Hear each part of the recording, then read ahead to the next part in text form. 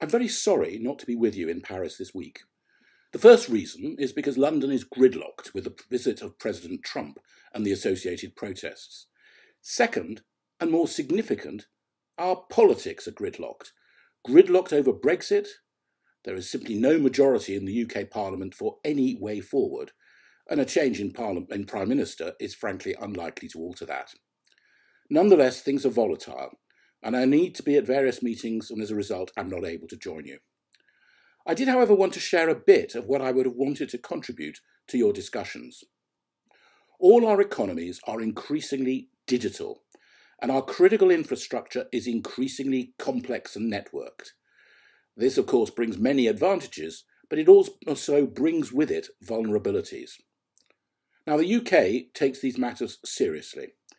In the last couple of years, it has established the National Cybersecurity Centre, a public-facing part of one of the UK's security agencies, GCHQ, and has introduced more robust regulation for some, but not all, parts of our critical national infrastructure.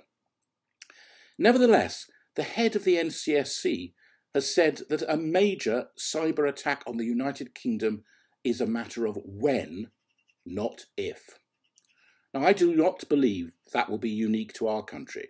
It is a risk we all face. Our critical national infrastructure is a natural target for such an attack because of its importance to daily life and the economy. A cyber attack on our national electricity grid is worryingly plausible. Such an attack was perpetrated against the Ukraine a few years back, and 2 years ago, the US Department of Defense Science Board reported that the US grid had been so effectively penetrated by Russian and Chinese state hackers that both countries could switch off electricity supplies in the US at will. Now, the effect of a major electricity outage would rapidly be devastating. A critical impact will be felt on water supplies.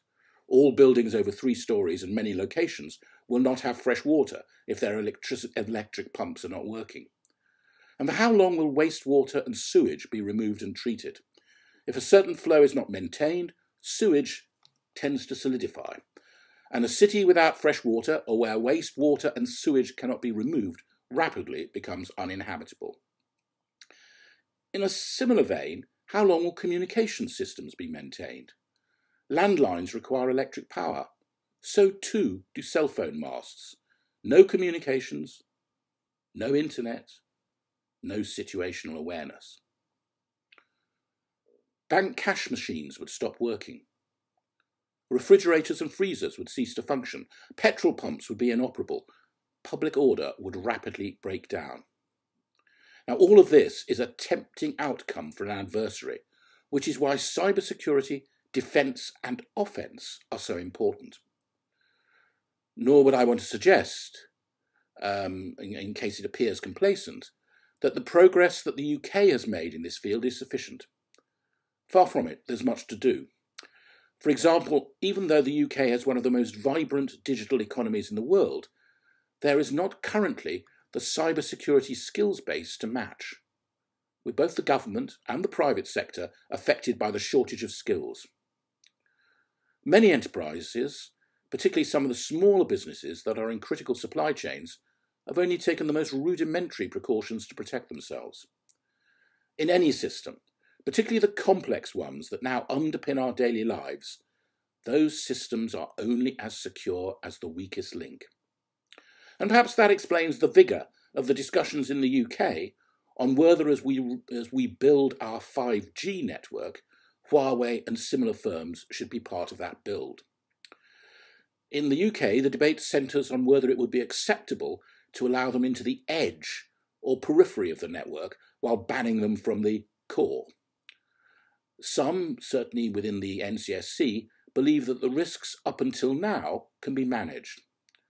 But there are many, including our Five Eyes colleagues, who say that under 5G, the distinction between the edge and the core is increasingly blurred, and that such risks cannot be managed safely. And of course, this is not about the potential to disrupt communications networks, but is also about the risk of another party hoovering up, abstracting commercial and proprietary information through any weaknesses. These are difficult questions. What is more, in our modern, internationally networked world, we are only as secure as our national neighbours. So there's much to do. There is much where better international cooperation can help. And it's in that context I wish your deliberations well. Thank you very much.